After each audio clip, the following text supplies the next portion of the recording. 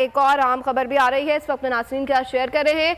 बोल के court chairman Shoaib Sheikh के घर को भी पुलिस ने इस वक्त घेरे में ले लिया है। बोल हेड ऑफिस पर भी पुलिस ने गैर कानूनी छापा मारा है और इस वक्त ये खबर आ रही है कि कोर्ट चेयरमैन बोल शुएब शेख के घर को भी पुलिस की जानिब से घेरे में ले लिया गया है। अहम खबर है, रात के इस पहर कोर्ट चेयरमैन शुएब शेख के घर को भी पुलिस ने घेरे में ले लिया है। कोर्ट चेयरमैन बोल शुएब शेख के घर को पुलिस ने घेरे में ले लिया है। अपडेट करें, अब से कुछ देर पहले बोल हेड ऑफिस पर भी पुलिस ने गैर कानूनी छापा मारा और पुलिस बिना किसी वारंट के बोल के हेड ऑफिस में दाखिल हो गई है और अमले को और सहाफियों को हिरासत करने का सिलसिला भी जारी है।